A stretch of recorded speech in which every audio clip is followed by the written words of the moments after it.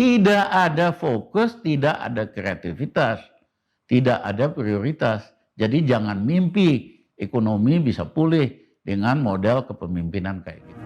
Universitas Indonesia, universitas kami, ibu kota negara, pusat ilmu budaya bangsa. Banyak yang bertanya, kira-kira ekonomi tahun ini bagaimana? Apakah betul bisa ekonomi Indonesia pulih seperti pernyataan pemerintah tahun ini bakal pulih 5,5%? Saya ingin mengatakan itu cuma angin sorga. Tahun ini tidak mungkin ekonomi Indonesia pulih sampai 5,5%. Karena apa? Sebelum COVID aja ekonomi kita maksimum hanya rata-rata 5,1%. Kok bisa COVID masih naik, masih meningkat, udah janjiin angin sorga 5,5%. Nah, yang kedua adalah krisis hari ini itu lebih berat daripada tahun 1998. Kalau tahun 98, rakyat di luar Jawa malah senang ada krisis karena rupiah anjlok dari 2.500 per dolar menjadi 15.000. Jadi petani kopra, petani sawit, petani coklat, tiba-tiba jadi sangat kaya raya di luar Jawa. Di Jawa memang susah. Nah, hari ini tidak ada lagi ekses kapasitas di bidang komoditi di luar Jawa, sehingga ya kan kondisinya akan jauh lebih parah daripada tahun 98. Nah, yang kedua adalah kita ini sudah terlalu banyak hutang. Selama 6 tahun pemerintahan Jokowi, setiap tahun hutangnya nambah. Dan selama 6 tahun itu terjadi apa yang disebut sebagai primary balance-nya negatif. Artinya neraca primer negatif. Artinya untuk membayar bunga saja itu harus meminjam. Makin lama makin besar. Ya, setiap untuk bayar bunga, misalnya tahun ini 345 triliun, bunganya doang itu harus minjem lagi.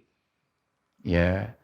Nah, yang banyak yang tidak mengerti bahwa untuk bisa membayar cicilan dan bunganya itu, pemerintah harus menyedot uang.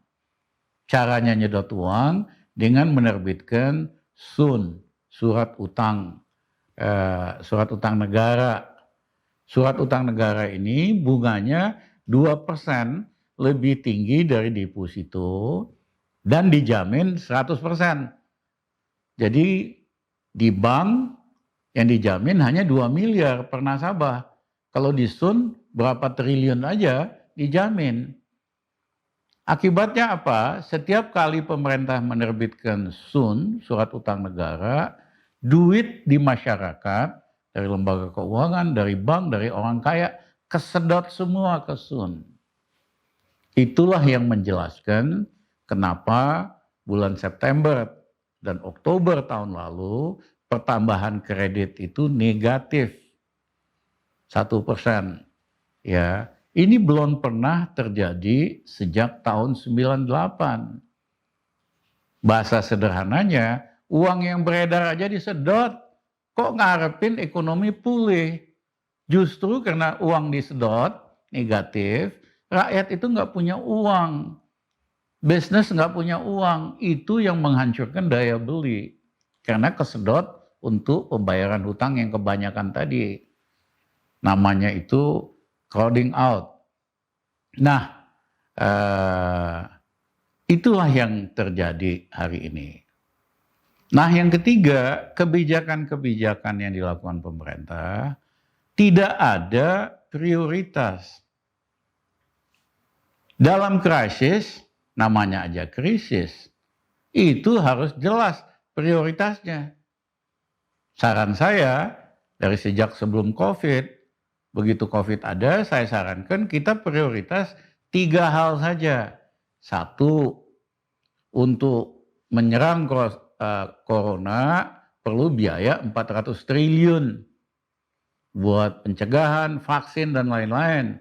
Yang kedua, perlu dana sekitar 400 triliun untuk kasih makan rakyat yang menganggur dan kesulitan selama COVID.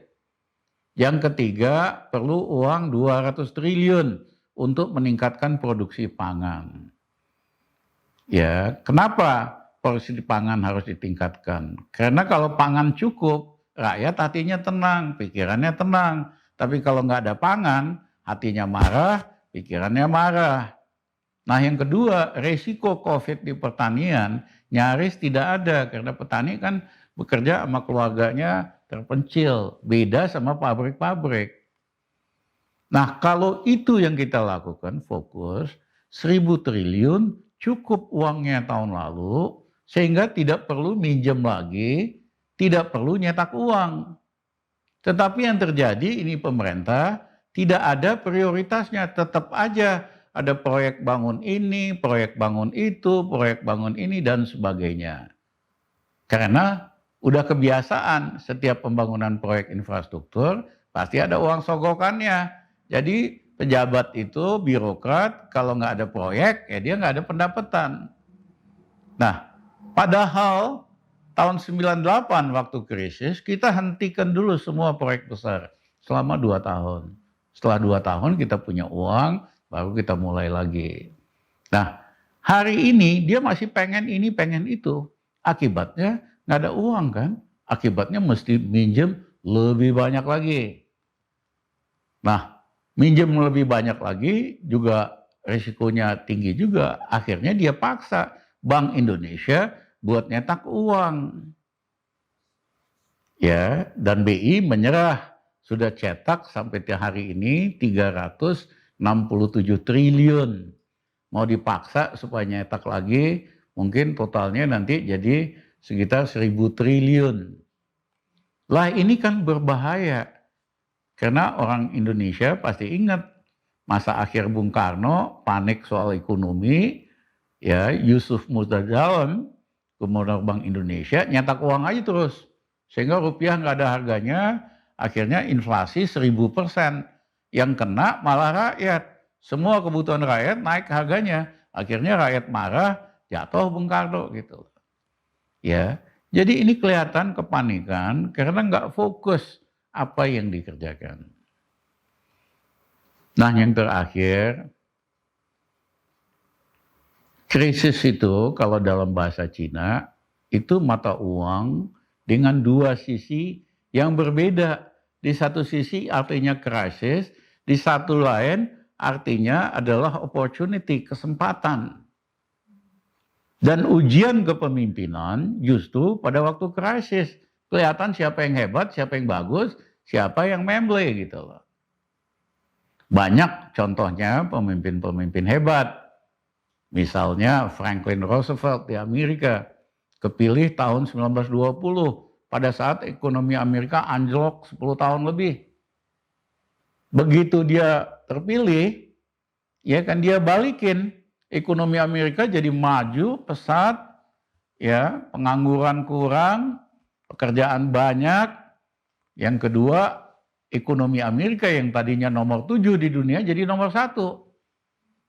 Itulah contoh pemimpin yang bisa membalikkan situasi krisis jadi opportunity. Atau Mahathir di Malaysia.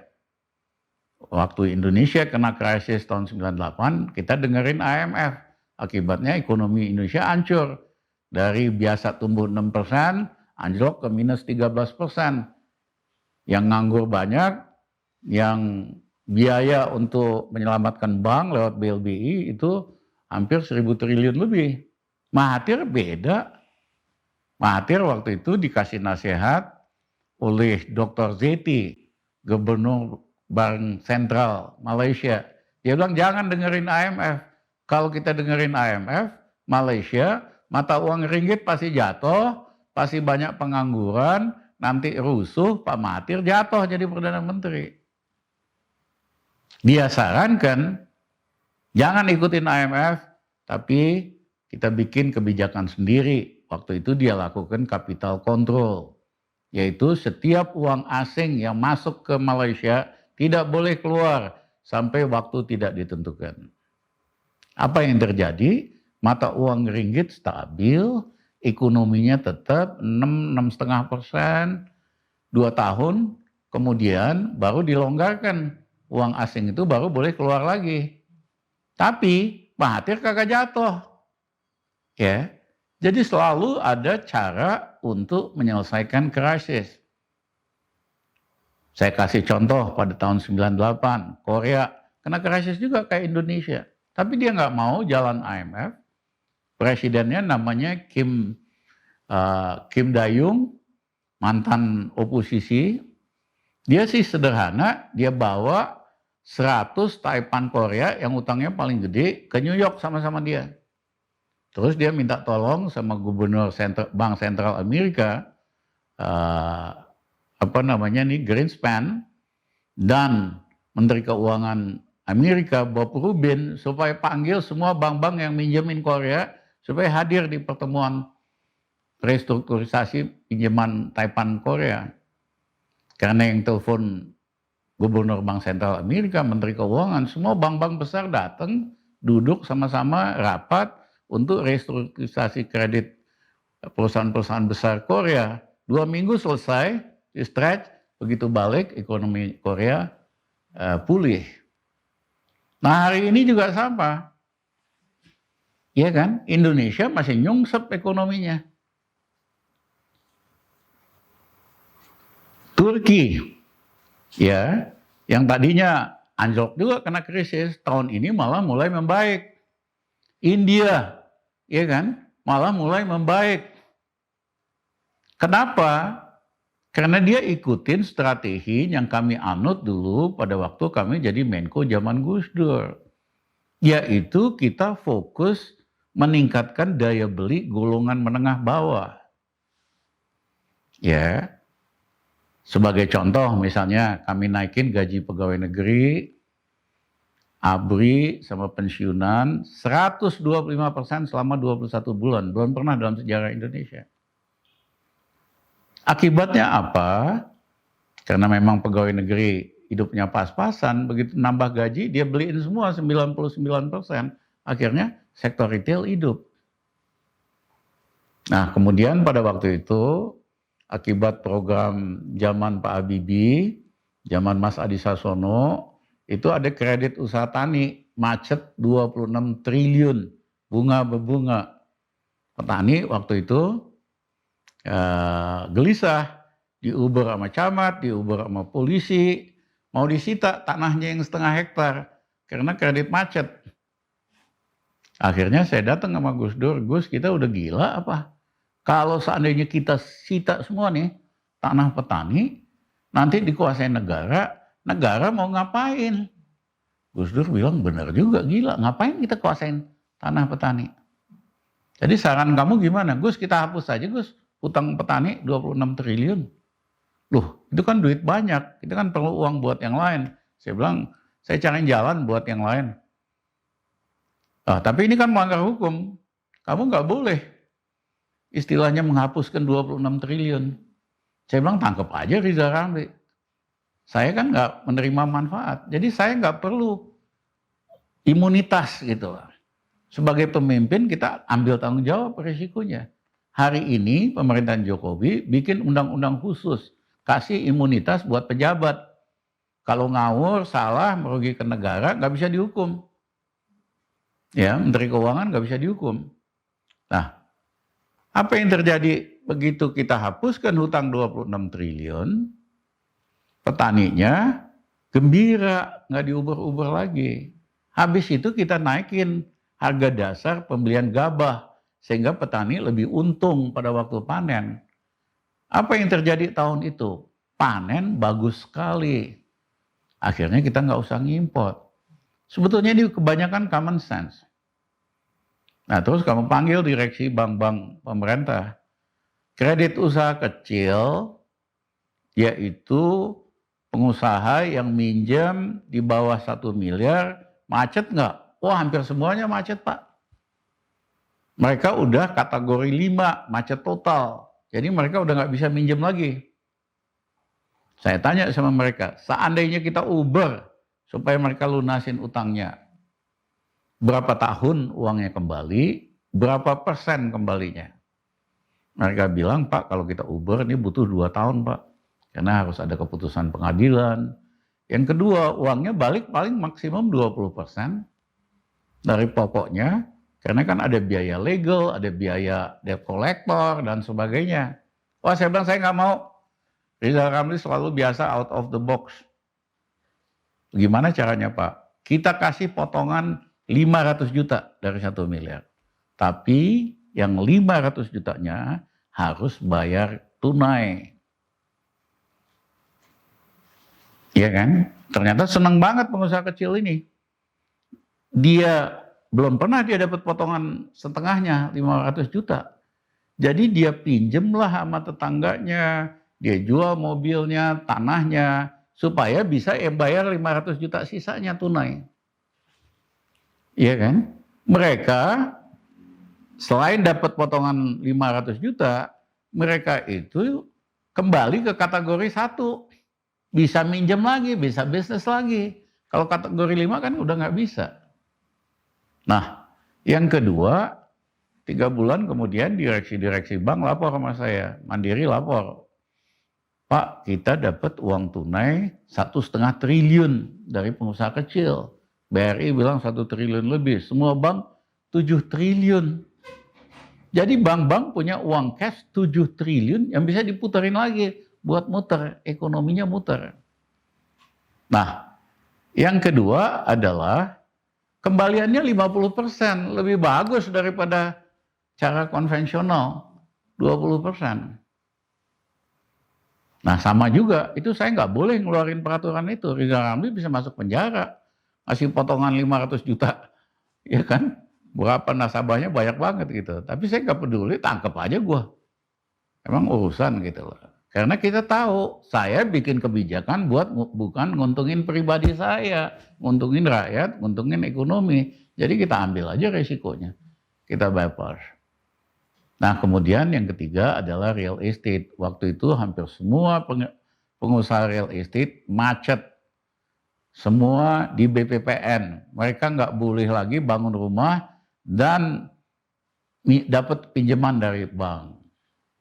Saya lakukan, saya turunin bunga kredit real estate yang tadinya 60% ke 15%. Ya. Yang kedua, saya stretch restrukturisasi. Kredit 5 tahun kita jadiin 7 tahun, 10 tahun.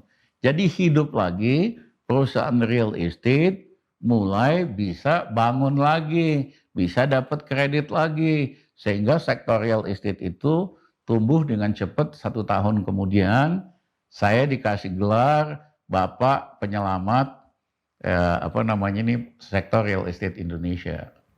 Nah, 2 tahun lagi sektor real estate tumbuh lebih tinggi. Tapi itu udah zaman Megawati. Cuman bisa-bisanya ada yang ngomong, ya yang nyelamatin sektor real estate Budiono sama Sri Mulyani. Pale lu botak, gue yang ngerjain gitu lah. Ya, mereka mana berani ngambil keputusan gitu. Nah, ini adalah contoh-contoh kita fokus untuk dorong yang menengah bawah. Itu yang memulihkan ekonomi. Karena kalau kita kasih stimulus, saya tanya sama teman saya yang punya pabrik, kamu berapa kapasitas pabrik kamu? Cuma 20%. Bang, seandainya kamu dikasih stimulus 0,5 triliun, mampu nggak kamu naikin kapasitas pabrik dari 20 ke 70%? Wah, nggak bisa, Bang. Pasti kita rugi. Siapa yang mau beli kita naikin pabrik kapasitasnya? Jadi kalau kamu dapat 0,5 triliun, kamu pakai apa? Ya kita pasti beli aset, Bang. Beli tanah, rumah yang harganya udah jatuh 50%. Kita pasti beli emas, Bang. Kita beli mata uang asing. Itu contohnya kalau dikasih sama yang gede, nggak ada dampaknya sama ekonomi. Saya tanya sama teman-teman saya yang punya hotel, ya sama. Kamu dikasih 1/4 triliun, bisa nggak naikin hunian kamu yang hari ini 5% jadi 70%? Ah, ngimpi, mana mungkin bang. Kita buat bayar listrik aja udah susah, pegawai kita udah PHK. Jadi kamu kalau dikasih 1/4 triliun ngapain? Ya kita beli tanah sama hotel, harganya sepertiganya. Ya kan, beli emas, beli mata uang asing. Jadi ini sederhana sekali. Begitu kamu tidak jelas programnya, siapa yang kamu bantu pada waktu krisis, kamu bukan nyelamatin ekonomi, kamu kasih uang kesempatan buat yang gede-gede spekulasi lagi. Tapi begitu kamu fokus untuk yang menengah bawah, pasti mereka belanjain, pasti ekonomi hidup lagi. Akhirnya produk pabrik bisa bertingkat, hunian orang bisa jalan. Nah itulah yang dilakukan oleh Erdogan di Turki tahun kemarin, sehingga ekonominya bisa pulih. Itulah yang dilakukan di India oleh Modi, sehingga tahun kemarin bisa pulih. Nah kalau dilihat program pemerintah, ya kayak tadi mau bantu si ini, mau bantu itu, proyek ini, proyek itu. Tidak ada fokus, tidak ada kreativitas, tidak ada prioritas. Jadi jangan mimpi ekonomi bisa pulih dengan model kepemimpinan kayak gini. Terima kasih. Pancasila dasar